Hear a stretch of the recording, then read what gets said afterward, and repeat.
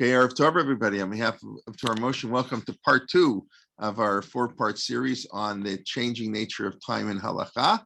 And this week we're going to do, it's going to be about the first quarter of the class will be sort of a to finish up on the calendar. Then we'll start on what I put as the title for this week, when Satmar censored the Ḥatam Sofer. And it's a pleasure to welcome back Dr. Gewirtz to talk about these fascinating topics, which he's really spent a lifetime researching, and he's of course a background in science and halakha. So it's a pleasure. Vakasha, Dr. Gewirtz.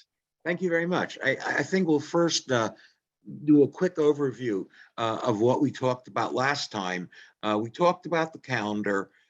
We talked about how the yearly cycle was of it could try to balance solar and lunar perspective, use what was called Maton's relationship, which, as we'll talk about further, was used as an actual equation. And we talked about the complicated way how Chazal made use of literally over 1,000 years of science, which knew that a solar eclipse only happens when there is the absolute moment of a new moon. So by calculating the time between solar eclipses, they were able to calculate literally hundreds of approximations to the length of a month.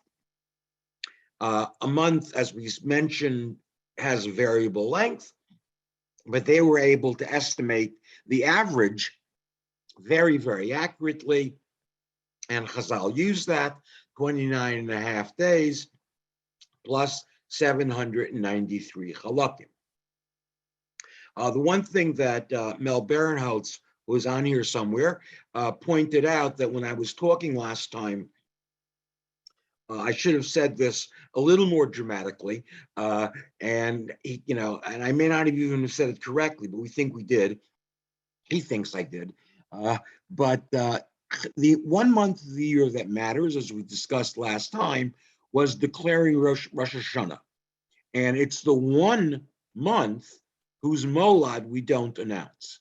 So ironically, the rest of the moladim of the year are, as they say, lo mile v'lo myrid. They don't matter at all, because the entire year is set based on the first day of the year. So the fact that we announce 11 others is interesting, but not relevant. Okay, so let's go back now. So Chazal basically had a calculation for the equinoxes called, the times established by Rabbi Ada. They are much more precise than the times established by Shmuel. Let's talk about that for a second. So that's the 29.5 days, 793 halakim. We mentioned that calculation, surprisingly, is correct to 6 decimal places. Science in the last 2,000 years has, Baruch Hashem, added a decimal place per 1,000 years, and we now know the calculation correctly to 8 decimal places. We don't know it more correctly. This is it's the whole story as to how they had to do, to make that slight improvement. But we now know the length of the year.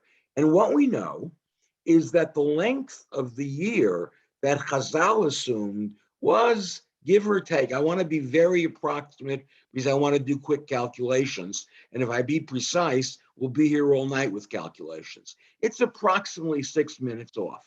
Maybe it's a little more, but let's, for government work, assume it's 6 minutes. Well, 6 minutes a year adds up. 6 minutes means in 10 years, you're off by a full hour. So if 10 years makes an hour, 240, it's actually, somebody put on the chat last time, less than that, but assume 240 years, we're off by a day. But what's really important is we're off by a day the right way. The year is too long, so we're moving forward. So as a result, Pesach, which is supposed to follow the spring equinox and occur in the spring, is moving slowly. 5 or 6 days up to now, since the days of the Talmud, it's moving towards the summer.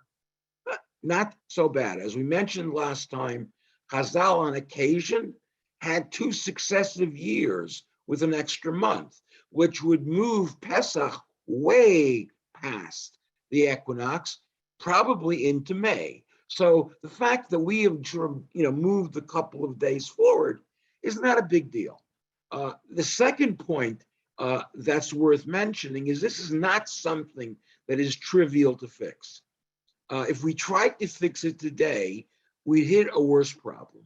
What you can do is you can remove a leap year, remove the leap year. Well, the problem with that is we would, on certain years, move Pesach before the equinox. And that's a really bad thing. So at this point, where we are right now is perfectly fine. In about 2,000 years, by removing a leap year, you're still going to always have Pesach after the leap year. So within 2,000 years, Mashiach comes, we have a Besdin that gets along. I think Mashiach coming is a greater probability than a Besdin that gets along across Klal Yisrael, but they're going to have to remove one of the months. And as I mentioned, Rabbi Kelman knows the gentleman at the University of Toronto. He built a perfect calendar. It unfortunately has a cycle not of 19 years, but of over 6,500 years. So there's quite a price to pay for perfection. And what Chazal have done is, more than sufficient. Certainly not just for government work, for halakhic work, and every other kind of work. Now, the other calculation, by the way, I'll tell you a cute thing. A couple of years back, many of you will remember that Thanksgiving and Hanukkah, Thanksgiving for non-Canadians, maybe Canadians know about our celebration. Hanukkah and Thanksgiving coincided. That will happen again in over 70,000 years. If any of us are around to check, you can call me and tell me whether I was right. The reason is Hanukkah, like Pesach and everything else, is moving further. Eventually, it'll be in December. Well, it has to go all the way around back to November to catch up with Thanksgiving from the other side. And then it'll stay consistent. It'll fall around Thanksgiving for a while and then start back to where we are today. But, we don't have to worry about that for a good 2, 3, 5,000 years. Not the interesting case is with the approximation to 6 decimal places that we now know to 9 decimal places. By knowing the additional 2 decimal places, we now know the length of the average lunar month by approximately somewhere between 1/3 and 1/2 of a second, more accurately. Now, that means that in a year, as opposed to 6 minutes with respect to the length of the year, we know the month about 6 seconds more accurately. The average month every year, the distortion is about 6 seconds, which means we get all the way to a minute in 10 years, which means, we get all the way to a minute in 10 years. To get to an hour takes 60 times 10, which is 600. And by the way, that's overestimating the error. The error is between 1/3 and 1/2 minute. So just for government work, again, 1/2 a minute, it takes 600 years for us to be off by an hour. Now, is this consequential? Well, it turns out that this is, in a certain sense, consequential. What's consequential about it? Well, the only time this matters is, as we mentioned, every day of the week, if the molad is after 12, we spend the next day becomes Rosh Hashanah. Rosh Hashanah is not the day of the molad, but it's the day after the molad. If it turns out that The day after, if the day was Shabbos, the Molad should be, Rosh Hashanah will be on Sunday, but as we know, Rosh Hashanah can't be on Sunday. So that 3-hour difference, which occurs if the Molad was between 9 and 12, it will now appear between 12 and 3. That 3 hours is going to push us all the way to Monday, a 2-day error. 4 days of the week, it's a 1-day error. 3 days of the week, it's a 2-day error. So on the average, about every 10 years, we're going to be off by a day.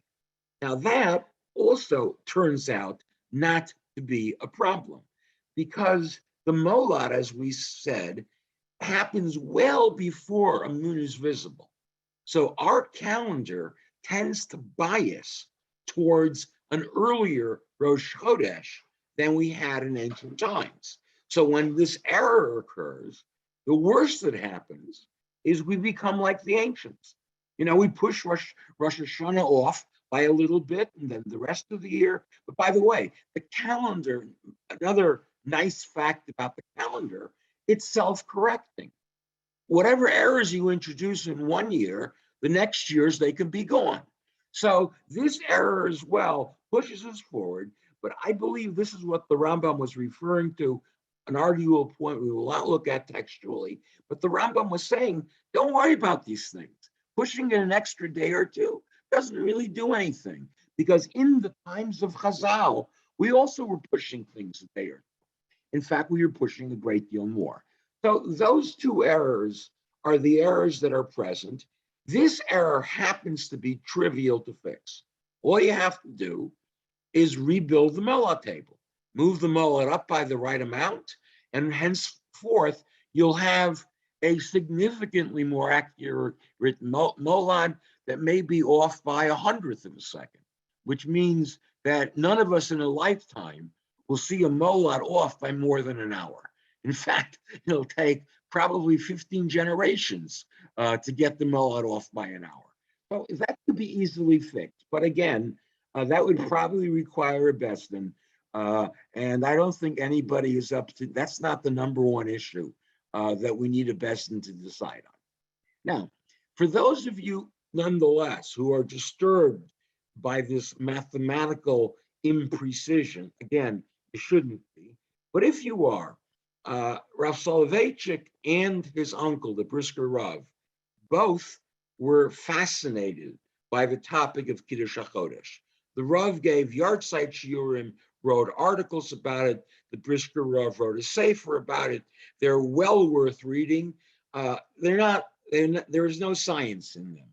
However, they really, Brisker, how the hell did, a fixed calendar? What kind of nonsense is this? How did they change things so dramatically? The Ramban and the Rambam deal with it, but they deal with it, as Briskers are wont to do. And the Rav basically felt that, he had a whole set of drushas, which he never compiled together. But if you look at them all, he talked about Besdin and its judicial function, which everybody understands. And Besdin in their judicial function was acting on their own. In other words, they were acting as Besdin. Then there was the Melech, who was a king, but there were certain acts of Besdin that preempted the king. In other words, the king couldn't do certain things, but Besdin could. And the Rav never used the term, but you can think of it as Besdin in their executive function. And there, he differentiated between things that they did as themselves and things that they did with the consent, approval, or for all of Klal Yisrael. And then that those are two. The third thing the Rav talked about is gzerot, and things that the court decides. The court decides when Rosh Chodesh is. And the Rav proved dramatically, this is not like theoretical proof. He proved from various sugyot that Klal Yisrael observance of the holidays substantiated what Besdin did. Without Klal Yisrael, Besdin couldn't act. If Klal Yisrael somehow, I guess in the modern day, we can all vote uh, and we can tell Bezdin we don't agree, postpone whatever, do whatever. But in ancient times, the way the fact that all of Klal Yisrael agreed to what Bezdin did basically established the day. And there's a very famous story about Rabbi Yeshua ben Levi coming to Bavel, and on an odd day, Rosh Hashanah was pushed off in Eretz Yisrael. Bavel didn't know about it. They fasted on the wrong day. And from that Gemara, the Rav shows clearly that, no one told the people in Bavel to fast again. They fasted on the wrong day. They fasted on the day that Bezdin called the 9th. But nonetheless, that was okay. So the Rav proves from that sugya and many other sugyas that if the people agree to a day, then that day has the koach to be, in reality, Pesach or Shavuos or Rosh Hashanah. So that was the Rav's drasha. And based on that, he felt that Kiddush Alpi, as we do, Alpi Zman, in a fixed calendar, has the haskama, has the, has the blessing, the imprimatur of all of Klal Yisrael. So the calendar that we have is just fine, even if errors are introduced. Certainly not errors that take it in past the spring, but or errors that take it a day or two later. That's not a major consequence. Okay, that's the calendar, and with that, the calendar discussion is over for at least this lecture, and we're going on to our second topic. Now, our second topic has an incredible history. I first heard about this, as did Rabbi Kelman, from Professor Shneur Lyman, who many of you know is really one of the great Jewish historians alive today, in possession of probably more Svarim than any individual library, or I should say, library of an individual that I know of. And he talked about the fact that after the Second World War, the Satmar Hasidim, there weren't many Svarim. It wasn't like today. We did not have a plenitude of Svarim. But, the Satmar Hasidim decided to publish the Ḥatam Sofer. Now, what they did in the first volume, not of his Tshuvot, we'll talk about a major Tshuvah very shortly, but in his Chidushim, and the Ḥatam Sofer, which I'll tell you, took his Chidushim much more seriously than what he's famous for, which is his Tshuvot. He wrote his Tshuvot. I don't know if this is urban legend or truth. He wrote his Tshuvot quickly, from memory, between Mincha and Ma'ariv. So scholars have a field day with the, I will use the term errors, though, the God and the Ḥatam Sofer should forgive me. He may have misspoken. He may have misquoted. He may have said X when he meant Y. He may have used the wrong word once in a while. But his Chidushim, he wrote meticulously. It's kind of interesting. He became known as a posek, but he was an incredible mechadish. And his Chidushim are really, they're also, he was a very, very brilliant person. But anyway, in his Chidushim, at the end of the first volume, he has an odd passage. And with the Satmar, we'll get to what the passage said. It said something about what was read to be when Shabbos was over. And the Satmar Hasidim thought that was what he was referring to, and it was way too early. Again, I think this is better than an urban legend. Satmar agreed that they would give up their custom of working after sunset if everybody in America waited at least 42 minutes. I don't know if that's really true, but imagine after having made such an agreement between the Rebbe and Reb Moshe Feinstein, that they find the Ḥatam Sofer saying that Shabbos is over at most 35 minutes. And for a D'Rabbanan, it's only 24 minutes. They probably did not like finding an entry like that inside of the Ḥatam Sofer. So what they did, and Schneider Lyman picked up a nice copy of an edited version, they whited it out. Now, we in the modern day have a very strong reaction to things being edited, because you don't believe what what you're reading is exactly what the author intended. But so people often, I shouldn't, and if you read Mark Shapiro's book, you could add very in front of often, when they found things that weren't exactly to their liking, they would take they would re-edit and they would retypeset the page, and you'd never know that anything changed, except certain offending words would disappear. Now, I think of that as a ganef. God knows, but they hope people don't. On the other hand, the Satmar Hasidim in my book were not ganovim; they were gazlanim. They didn't care about people. They didn't care about God. They just took a white, they used to have whiteout and whited it out and didn't write over it, just whited it out. So whiting it out completely, everybody can see that whatever was written there is no longer in existence, and you can't know what was written there. So that's, the Torah tells us that a ganef is worse than a goslan. This particular case, whiting out versus doing what, say, ArtScroll does when it does editing. I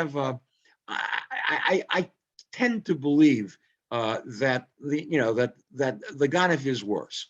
At least here, you can launch into an investigation to try to go to some library to find an original copy of the Ḥatam Sofer or an older copy, and actually see what travesty the Ḥatam Sofer committed.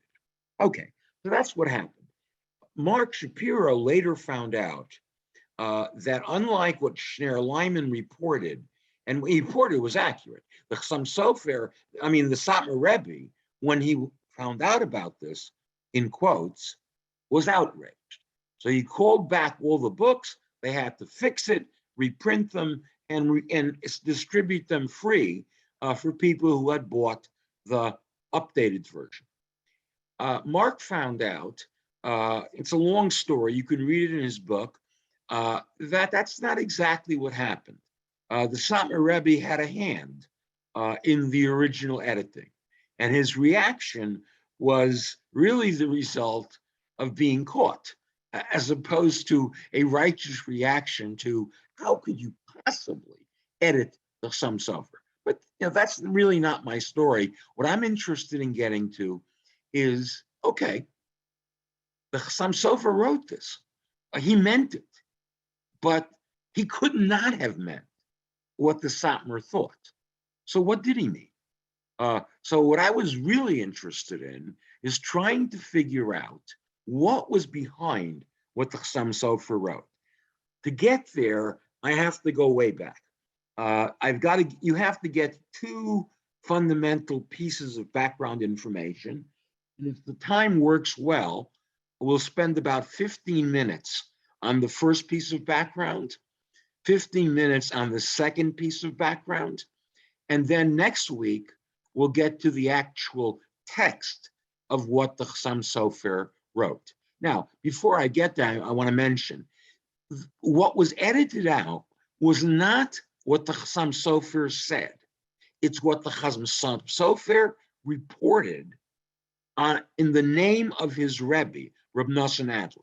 And if any of you have any idea of the reverence that the Ḥatam Sofer had for his Rebbe, this makes this, in my mind, even worse. Now, his Rebbe was to him the closest thing, father, a god, a Talmud Chacham par excellence.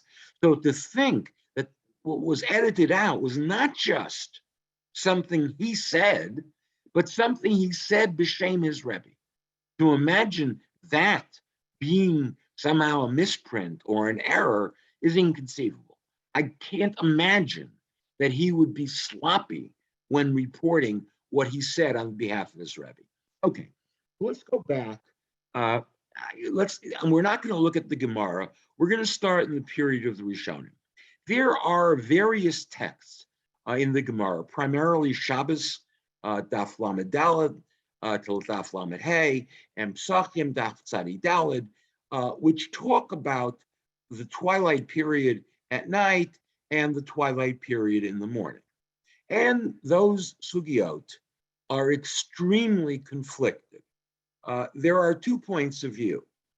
In the modern day, the thing that we all practice is a modified version of what the Vilna Gaon interpreted. And by the way, well before the Vilna Gaon, a similar interpretation, similar but not exact, though most people think that the Gaonim and the Gaon had the same point of view. Not, again, a very long conversation. We'll deal with the Gaon right now. The Gaonim had a slightly modified view, not much, but slightly modified. The Gaon was of the opinion, exactly as we do today. Sunset starts at Shabbos starts at sunset. Sun sets, it's Shabbos. When is Shabbos over? Basically, when it gets dark enough for 3 stars to be visible. Again, we today, we will not go into it, but if you look at the calendars of the great rabbis of Europe in the 19th century, you will find that none of them kept Shabbos as long as we do. Now, I would argue perhaps, this is really perhaps, because we have street lights, we have so much illumination, stars are a little less visible these days. Again, those of you who go out into the mountains or any place where where urban lighting is absent, you'll see stars a heck of a lot earlier than you will see stars in downtown Toronto or New York. So we wait for according to a position enunciated by Rav Tukachinsky. Rav Tukachinsky was the expert in zemanim, unquestioned. In fact, if you go into the Sfarim of the Eda HaChareda, we're not talking liberal Jews here. Rav Tukachinsky was a Mizrachist. He believed in the Heter Mechira. Nonetheless, you will find them referring to Rav Tukachinsky as the expert in zemanim. He decided to wait as late as we wait, and his shita, Yechiel Michal Tukachinsky's shita, is universally accepted. Okay, that's fine. I don't know what people did in the days of the Rishonim. They didn't have clocks. They had no way of telling us exactly what was going on.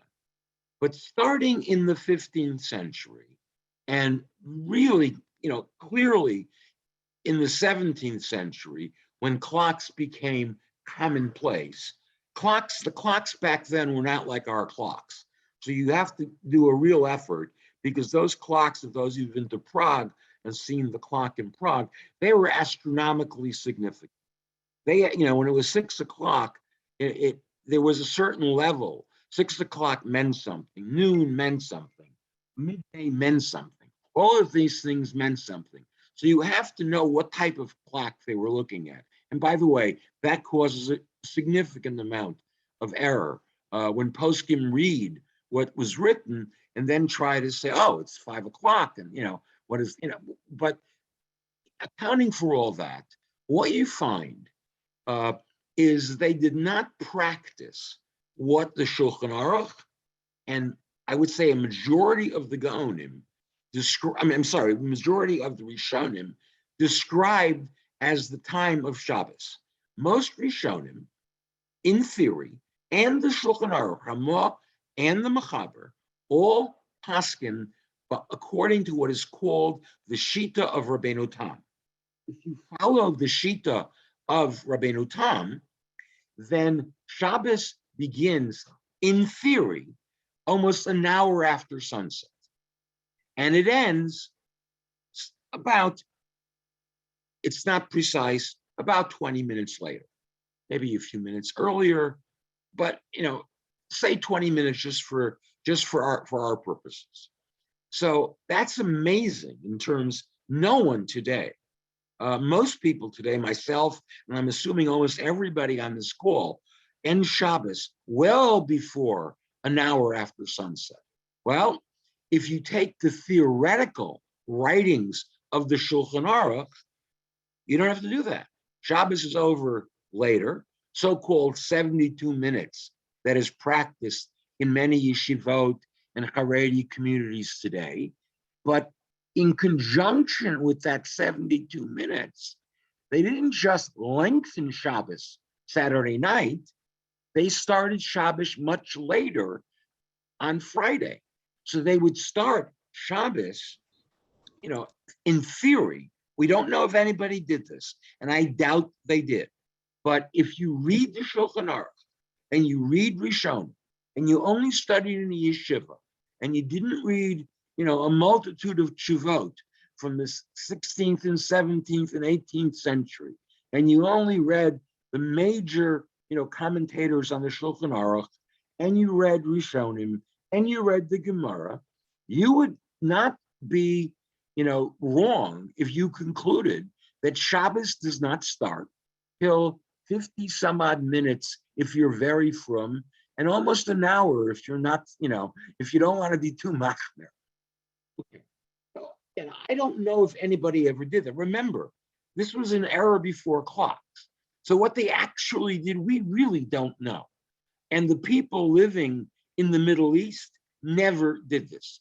This is not the Shita of the Rambam. Again, many of us Nosei Kalim think it is, but they're wrong. And I say that categorically. The Rambam knew way too much astronomy. And I wrote an article, the last article in the last issue of the Torah Matters Journal, the last article in the last issue, I explained the Rambam. And if you'd like, it's really not dependent on the first part of the article, which is not meant to be read. It's an attempt to explain a line in Gemara, that's been explained by Rishonim and Achronim 28 ways, and one of which seems to be most correct scientifically. But the end was about the Rambam, and really the Rambam in those, I assume, in all of Bavel, we have no record of anyone in the Middle East ever following this sort of view. You could argue that as Jews moved to northern Germany, they didn't understand the geography, the change in latitude. You can explain this in various historical ways. It's not of interest to me why they did it, but they did it. However, and now a big however, starting in, for sure, the early 1600s, probably going back even to the mid 1400s, but I can't say that as categorically, people began to do things different than what anyone does today. And they practiced something which was neither the Gaonim or the Gaon today, or what the Shulchan Aruch said. Now, why this didn't bother people? Question for a different day. I don't know. Frankly, there are Achronim, important Achronim, who question it. And they give answers. Whether the answers will satisfy a person with a fair amount of scientific knowledge in the 21st century, I don't think so. But they were bothered by the fact. And what they did was very interesting. They said, again, they didn't have much illumination around. And they said, we don't care about all this stuff about hours and minutes and 72 minutes. And we just know what the Gemara said. 3 medium stars, which will take us 3 small stars, Shabbos is over. And they interpreted that in an era well before urban lighting as roughly in various different cities, around 50 to 60 minutes. The first person who said this explicitly was a person by the name of Rav Avram Pimiltiel. He was a contemporary of the Magen Avram, and the Magen Avram refers to him as the expert in zemanim. And he wrote a variety of Sfarim. He was a Kohen. He entitled all of his Sfarim Minchas Kohen. And he wrote a sefer on Taroves. If anyone knows anyone who got smicha from YU in the 40s, 50s, 60s, it was required reading to read the Minchas Kohen on Taroves. He was, this was not said as the reason, but he was the first person to write in a terribly, terribly modern style. He would set up propositions, questions, answers. He would write in an extremely logically structured way, a little more advanced than I'll remember the name. The Parish on Chumash, the Barbanel. The Barbanel was also extremely organized that way, but Rabbi Muram Miltiel was more, and he waited 48 minutes. That's when he saw 3 stars in the spring in Amsterdam. We today would wait in the spring in Amsterdam over an hour, as firm as we've all become, but Rabbi Muram Miltiel waited 48 minutes and was bothered by all this, and he gave various answers. However, Rabbi Muram Miltiel writes, as did many others, surprisingly, despite what I'm doing, I'm following the Rabbeinu Tam. So as a result of that, they didn't start Shabbos at sunset either. So one of the great mysteries of history, it's one that there's a student that I'm working with together with a few other people, is trying to do a PhD thesis. And I've told him, I applaud you, but lots of luck. I haven't found the source.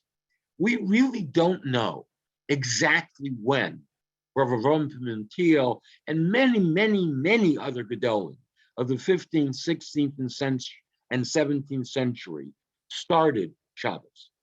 However, you can guess that it probably was somewhere between 20 to 35 minutes after sunset, maybe a minute or 2 later.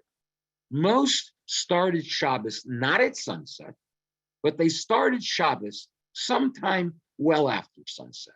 Again, an incredibly complicated topic to figure out exactly what they did. We really, to this point, nobody knows.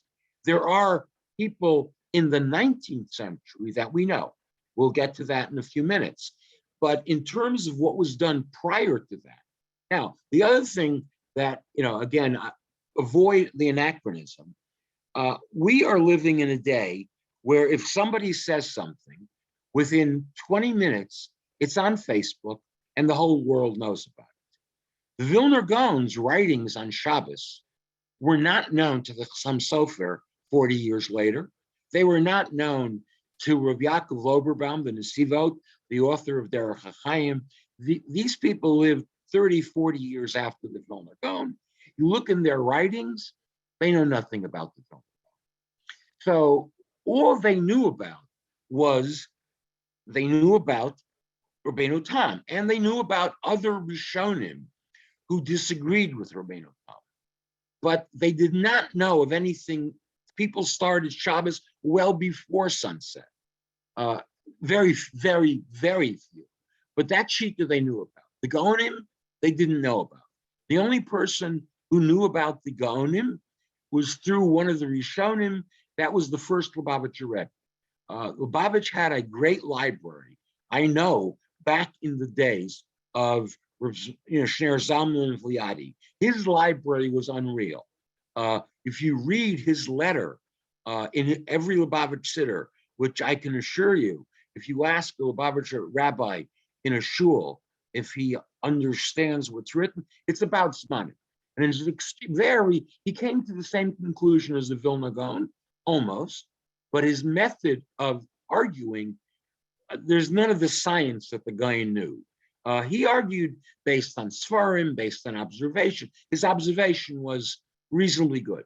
But nonetheless, no one knew about these people. It's not like today. They would, Lubavitch and Vilna, as we'll get to in a second, obviously they knew about the Vilna Gaon, White Russia, knew about, Shneir Salmon, they knew about the Gaon.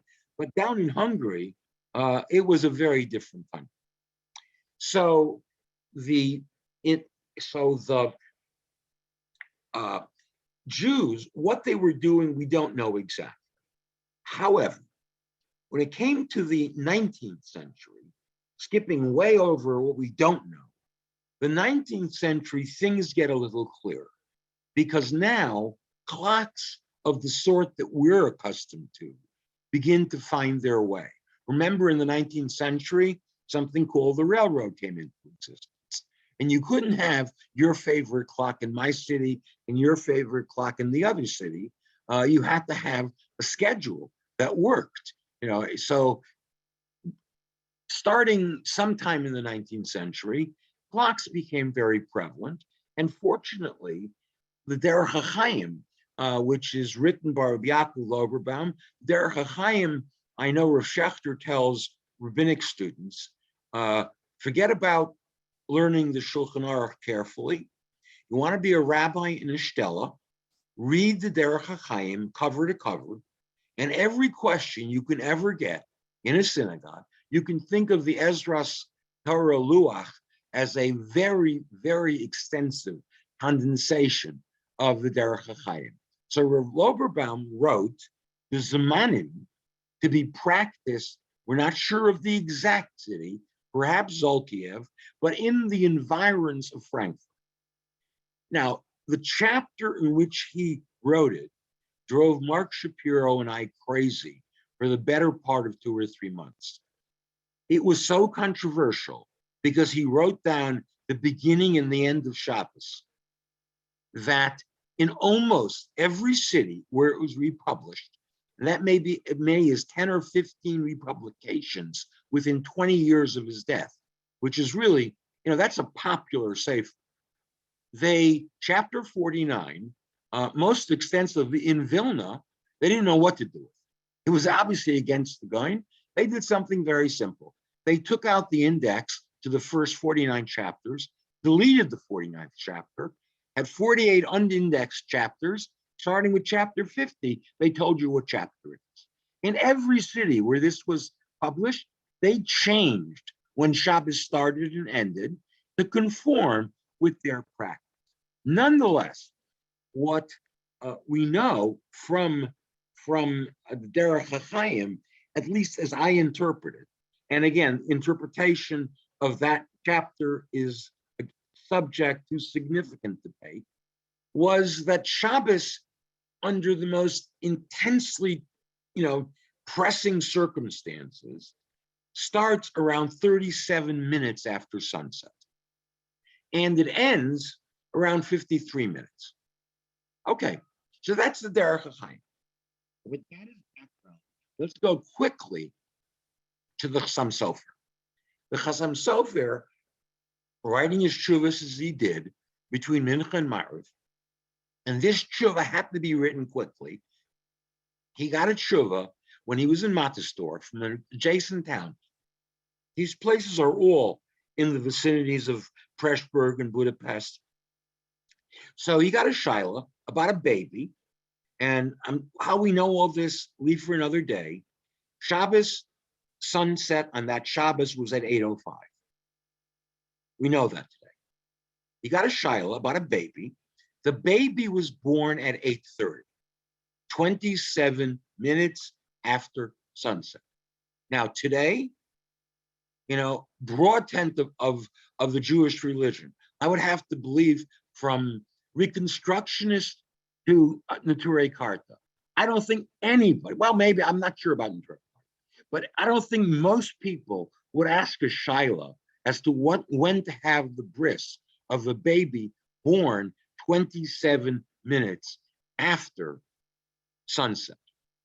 There were many babies born 8-10 minutes after sunset who had their bris on Shabbos, and there are people who would do that even ad hayom hazeh, though they probably wouldn't advertise it. But some of the real Sephardim, not Rav Ovadia Yosef, but followers of the Ben Ish Chai, and there are still people who follow the Ben Ish Chai's calendar, they would probably, up to about 8 or 9 minutes after sunset, do the bris. But 27 is unheard of. So they sent this shaila to the Ḥatam Sofer. When should we do the bris? And the Ḥatam Sofer responded, and he had to respond within 7 days. I don't think they wrote the shaila to him on Shabbos. They probably waited to Sunday. I don't know how fast the mail was then. They got it to him. And the Ḥatam Sofer now has this shaila about a bris, about a baby born 27 minutes after sunset. Now, to make it very clear, the sunset was 8:03. 27 minutes later is 8:30. In Friday this night, city, Friday night.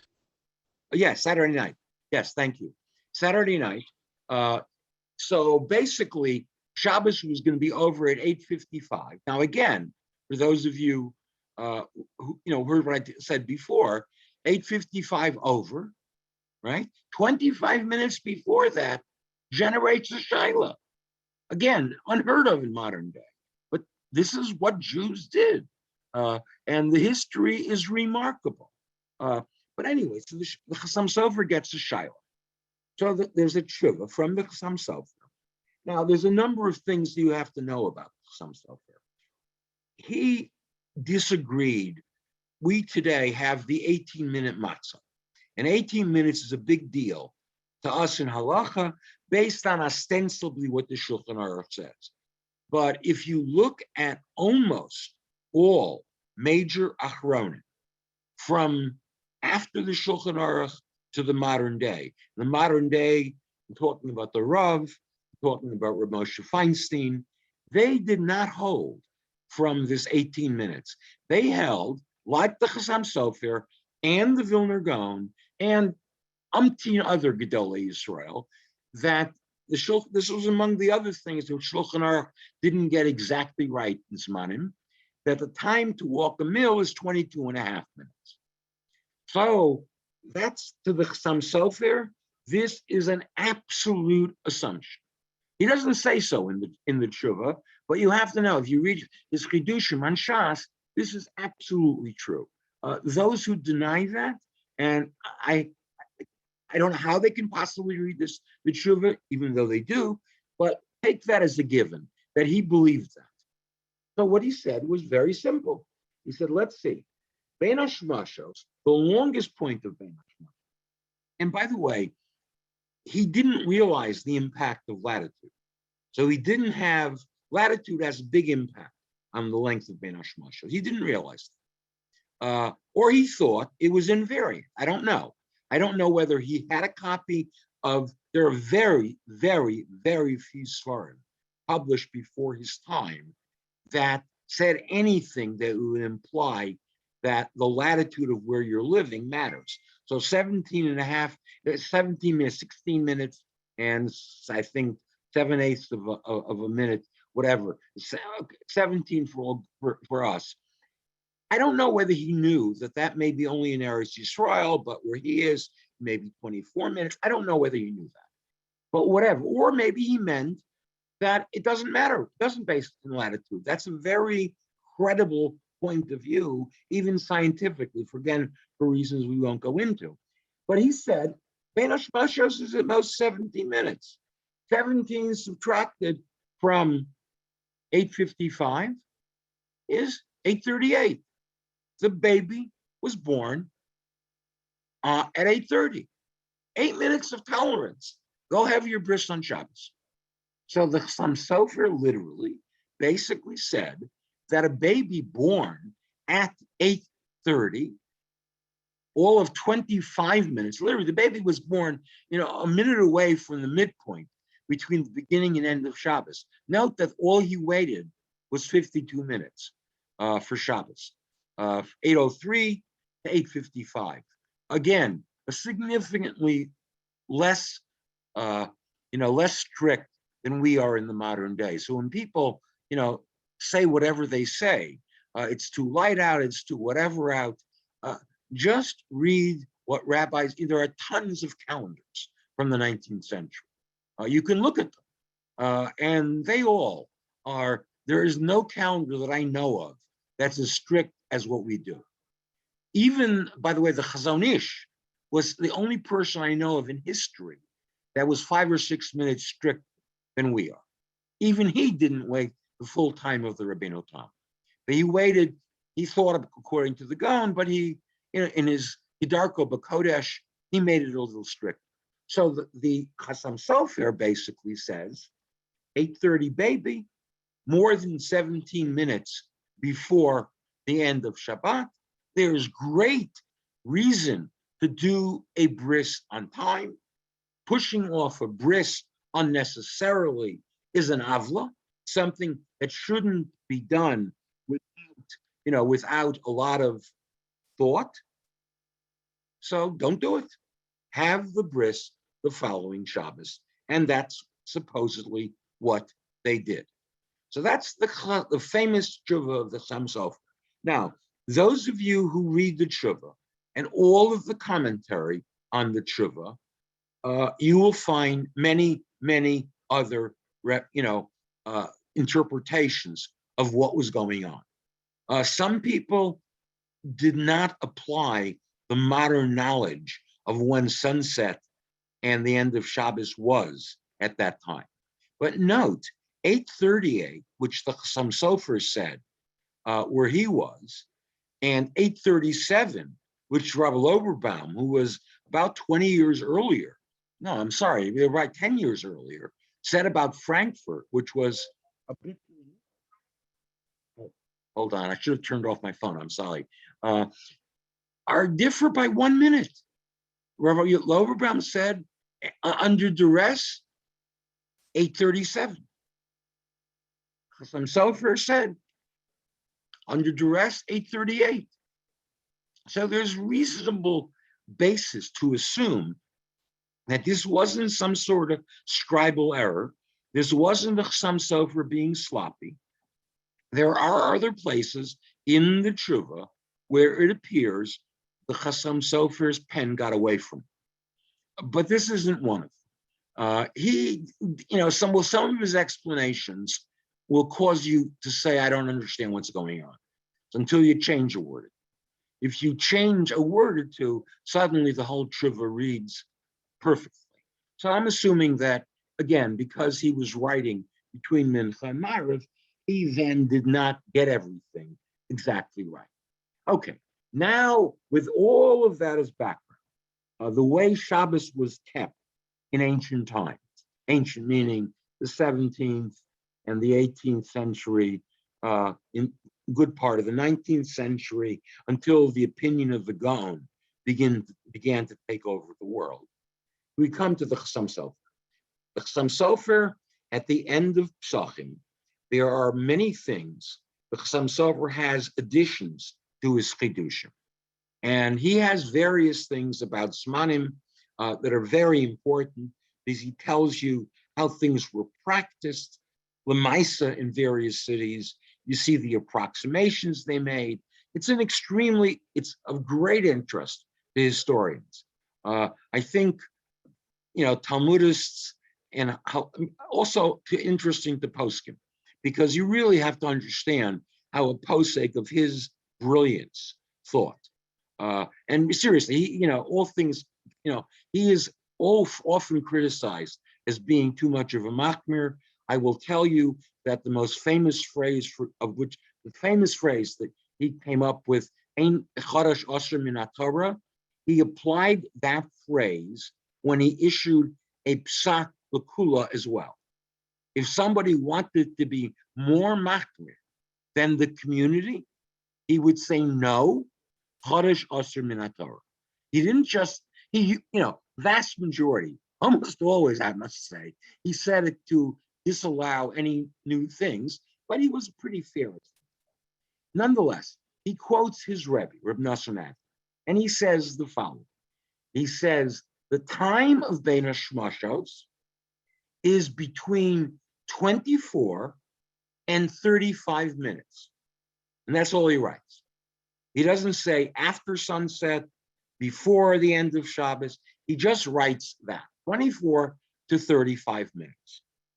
And he continues that you should do 24 whenever that results in a chumrah, in something that's osir midioraisa.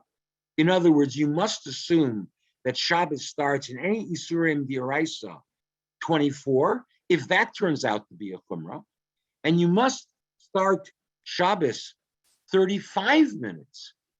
Shemay Hashmoshes is 35 minutes whenever that's a chumrah. That's what he says, and that's what he quotes. Now come the Satmar, and they see this. They were not listening to what you guys were listening to for the last half hour. So they naturally assume that the Ḥatam Sofer and modern day speakers in the 20th century express themselves the same way. So what do they say? My God, Bein Hashmashos, that's the period from sunset till when Shabbos is over. The period from sunset to when Shabbos is over is 24 minutes for an Isurei D'Rabbanan and 35 minutes for Isurei D'Oraisa. Where on God's green earth did the Ḥatam Sofer's Rebbe get such a zman? So they said, we don't know. I also will conjecture where he got it from, which I believe has no strict halakhic source. It's simply mimetic. It's based on how he observed Jews to be keeping Shabbat in Europe at that time. And so the Satmar basically said, this is impossible. So what we'll do is we'll white it out. So they were whiting out not something the Ḥatam Sofer wrote, but something that the Ḥatam Sofer wrote in the name of his Rebbe. And that, I must tell you, I find that to be almost beyond belief. Now, I was just at a wedding a few weeks ago. I actually had this came up at a Sheva Brachas. The chassan was from Zurich, and I was talking to his father, the chassan's father, at a Sheva Brachas, and somebody from Zurich. I take the opportunity to ask him about various minhagim in Zurich, and lo and behold, the Reb Nosson Adler had minhagim that went to the Ḥatam Sofer that we know today to be incorrect, topic for a different day, but they still follow them in Zurich. Correct, incorrect, science lahin, science laher. These are the holy words of Reb Nosson Adler. And you don't toy with the words of Reb Nosson Adler. You don't understand them. You chalk them up to another thing you don't understand. We're not supposed to understand everything.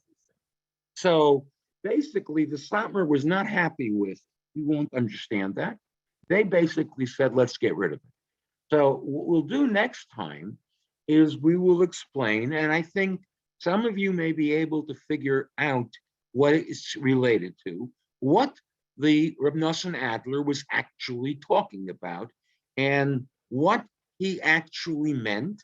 And then I will tell you how remarkably close it is to the practice calendars of various cities, which may explain, I can't say does, because I have no idea. I can't explain it based on Talmudic learning, Rishon and Achron.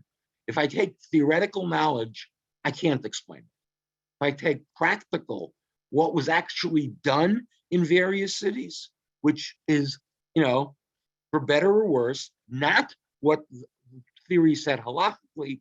Next week, we'll start with finishing up this, and then we'll go into what is probably the hardest part, the discussion of the dateline, and in particular, the view less often quoted, which I will tell you, I love that view as a logician, which is, that's really, I'm not really a scientist, I'm a fake as a scientist or a mathematician, but a PhD in logic, I know a few things about that.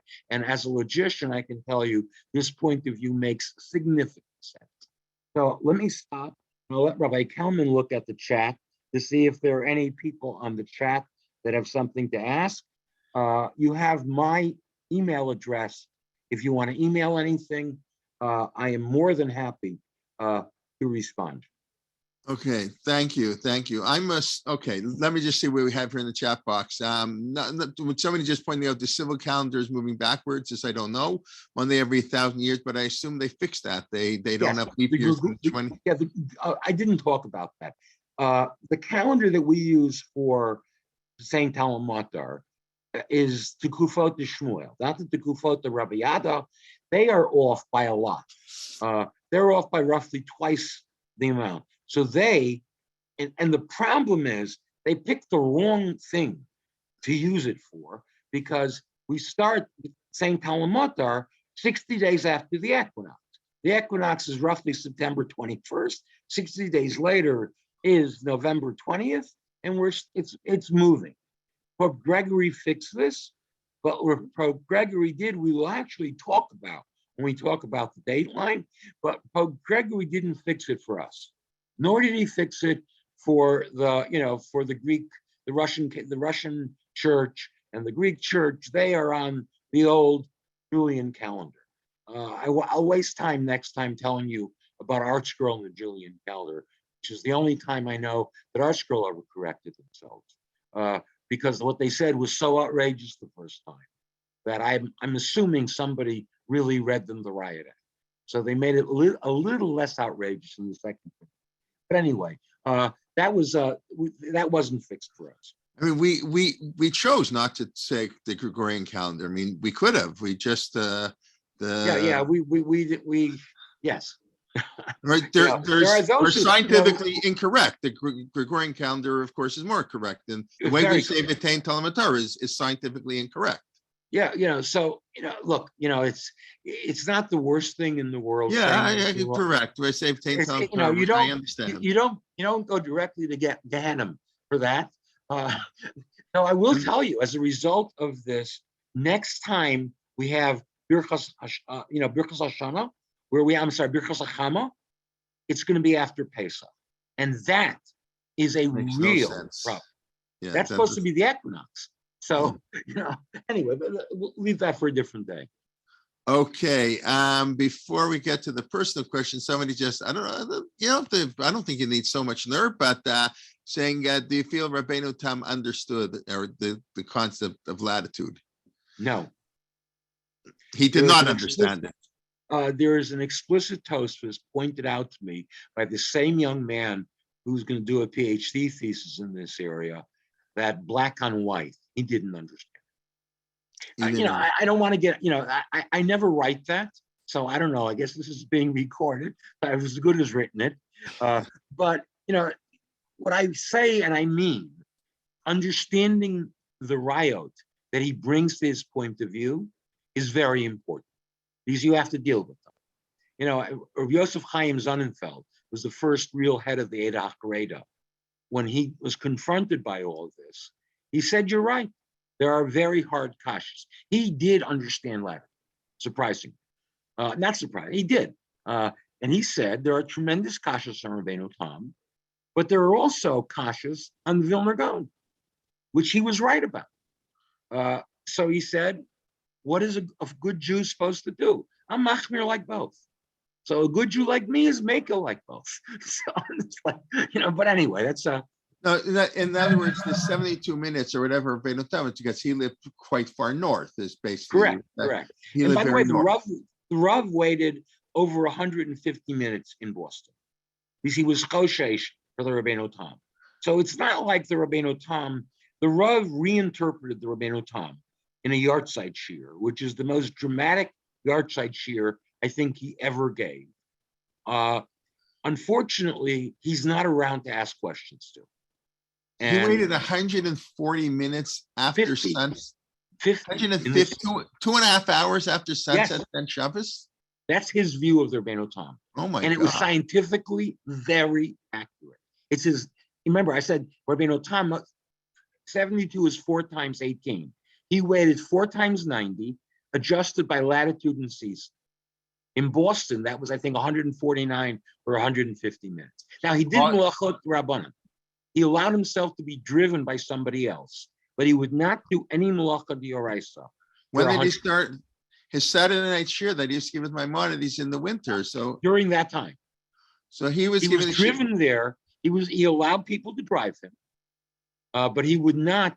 In other words, it's like I do when I'm in Eretz Yisrael, second day Yontif. I get in a car, I pay with my credit card, but I don't do malacha d'oraisa. It's sort of a brisker thing. It's not normal in my opinion. Right, it's not normal. And I If did you're not. Wow, as a Rav, you do things like that. that's pretty wild. Really, nobody follows that. None of his No, students follow The only that. person who followed it, to my knowledge, was Rav Lichtenstein. Rav Lichtenstein also follows that. Rav Schachter does not, as far as I know that. Rav Schachter does not. Right. But I don't know. There may be, God knows, there may be brisker in Yerushalayim who follow. But it's easier. Yerushalayim is where the Gemara was written for. Right, okay, somebody just asked a personal question. What shul in Zurich? It's the German shul, the old German shul. And check their bulletin board for the time of Chatzos.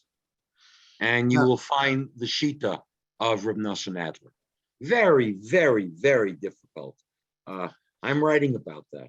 That'll take another year, but I'm writing. I understand how that all happened. It's a complex topic. As most of these, if you go away from the strict, law books and the Talmud and Rishonim, and you start looking at history of tshuvot and actual practice, life gets very hard, very quickly, because that's not what Chaim Soloveitchik's important work about in our modern day. The mimetic tradition has lost all significance. We're all book learners, and if you want to be a posek, like Rav Moshe Feinstein, I'm not talking about radical poskim, like Rav Moshe Feinstein. Rav Moshe Feinstein he had a very strong grounding in Psal.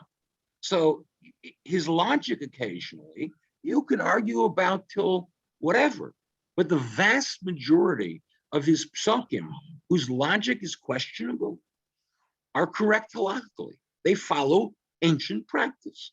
And then they modify it based on modern circumstances. But, this is the classical way of psal.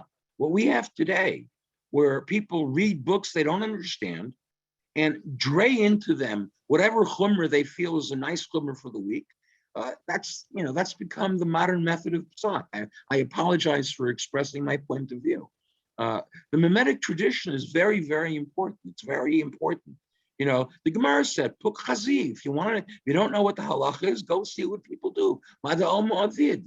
We've forgotten that. There are things people do that are mistaken. I'm going to actually talk about that Thursday night in my local shir about when mimetic tradition fails and what you do about that. But 9 times out of 10, more than 9 times out of 10, the mimetic tradition can be relied on.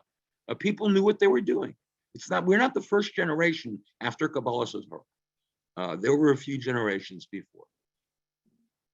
All right, yes, there's a lot, of course, the mimetic tradition. Yeah. So I just, I should know this really, but the Maisa today, Halakha Lemaisa, if a baby's born after Shkia, either Friday night or Saturday night, they're not going to do the bris on Shabbos, maybe 8 minutes, but in other words, what do you call your rabbi in Toronto? I think the Rabbi Felder? No, you have a Rabbi Miller. Post. Yes, he disallowed a bris for a baby born 2 minutes after sunset. When, Friday night or Saturday night? Friday night. He made the bris on Sunday because it wasn't Friday. Right. And he can't do it on. Right. You can't do it on Shabbat. Now, if you read, Reb Chaim Volozhin, as clear as is day, Reb Chaim Volozhin says that at least 7-8 minutes after sunset, Shabbos doesn't start. Right. So this is the major Talmud of the Gra. If you look at any Truvah Sefer from Eretz Yisrael, the Ben Ish Chai said, if you haven't heard the Gabbai by the Muslim church, the Mugrab, have call for the 4th tefillah, you can, on Friday, if you haven't heard the Mugrab, you can have the bris that Shabbos. The Mugrab would call about 8 or 9 or 10 minutes after sunset. So there are many, the Ben Ish Chai and the Chazal, and there are many other posts. I can go on for a long time. The number of poskim, especially in the 19th century, who followed the Gaon. The Ben Ish Chai certainly followed the Gaon, and said that but Moshe Feinstein said 9 minutes, and people have given 16 reasons to tomorrow why he wasn't. Don't rely on it, including his son. Right. So today everybody's machmir. I don't think it's just Reverend. I think right. And the same thing Saturday night. If the baby's born Saturday night, 1 minute after Shkia, they won't allow the bris on Shabbos either. They're machmir. I was in a shul once where they hadn't turned something on, and it was 2 minutes after sunset, and I just walked over and turned it on. People on Friday night. They weren't going to count me for the minyan. Yeah, that's not acceptable. You're really like a little out there. Okay, cool. Yes, a little bit more. Because from kindergarten, people learn that the 18 minutes is to protect you from crossing over that the third rail of sunset. Correct. I think that you don't cross. We should invite you to our shul, in case they're no. In my shul, I'm very friendly with Rabbi Willig, who's also hept on this topic, and he believes that it's very important not to tell people about any. No, nobody's listening. We're just having a private conversation. Correct. I know. Right. It's not being recorded. We would never tell anybody this. Okay. So all of you on this call, you're sworn to secrecy. Yes. Okay. Thank you very much. Yeah. The real world, what goes on in the real world, you can't believe you're right. It's true. You can't. That's why, whatever. I mean, we know in many of the books written, the footnotes, they don't translate that stuff because whatever. That's a whole other discussion. That's really a Mark Shapiro's book. Right, correct. Mark's book, the changing. By the way, I personally thought that Mark was being way too kind to those people. He was too forgiving of the censors. Yes. The last chapter I really objected to, and those who don't want to read Apicursus don't listen. There is a book by what's her name, the professor at Oxford, from woman, called Seconding Sinai. If you want to read about people editing things and feeling good about it. I forgot her name. Her father was the conservative chazan in Detroit. Those of you who are from Detroit may know her name. Hindi Nyman. She's literally a full professor at Oxford. She was a professor at the University of Toronto for a while. Her husband was also a professor. Right. They left in Toronto. They were in Notre Dame, and now they're she's at Oxford now. Okay, sure. I think she davened in an Orthodox shul as far as they sent their kids to the Orthodox school here. They're Shomer Shabbos. As I know them, they're Orthodox couple. No, they're very you would call them modern. Right. Okay. But she wrote a book called Seconding Sinai, which I think it's a disturbing book. It should be disturbing to anyone who reads it. But she's a student of James Kugel, and if you want to read about editing books, that's not a bad book to read. It tells you how people thought differently, and that's where I thought Mark did not. Back in ancient times, people did not think about editing the way we did, and she really. Plagiarism was a mila. That was when you plagiarized. That was considered a great honor to the scholar, that you just copy their words word for word without citation. Credit, that was a big honor. You plagiarized. Today, that's a failure. They're right. The attitudes, the cultures change, and right. And I mention her book only because I think it's important that when people read things from ancient times, that they realize, today you miss a comma, God help you. That's you change the intuition of what was being said. Anyway, we'll leave the. We'll continue next week. Yeah. Okay. Thank God. Two more weeks. Thank God. Thank you, Dr. Gewirtz. Okay. Tomorrow, Rabbi Kowalski continues fascinating series tomorrow, 1:30 p.m. Eastern time. Tomorrow, his topic is, I think, Paro challenging God. That's tomorrow. And then, of course, tomorrow evening at 8 o'clock, Dr. Sokolow on the putting together of Tanakh, going through now the commentaries on Tanakh. And then Thursday, Shuli Mishkin, continuing part 2 of her archaeology series. And the Parsha share this week will be given by Benji Samuels, Rabbi Benji Samuels of Newton, Massachusetts. So I don't know how many minutes they kept Shabbos in Newton compared to Boston, but probably not so different. Probably not, No. maybe a minute or two different. And then Friday morning, please God, my shir on the Siddur. And then Sunday, Rabbi Liebtag will begin his new series this Sunday at 11:15. How to read a book in Tanakh. Okay, we look forward to learning with you, and please invite a friend. All our regular shirim coming up, and thank you very much. And thank you, Dr. Gewirtz, for a topic we don't hear too much about and people don't like to talk about. And how Shabbos was observed. I think for many people, maybe it's a fascinating thing that people began and ended Shabbos at very different times throughout history. Times that today people would consider, violations of Shabbat were observed by the most pious of Jews. I think that in of itself is a fascinating idea. Okay, everybody, Laila Tov, thank you very much.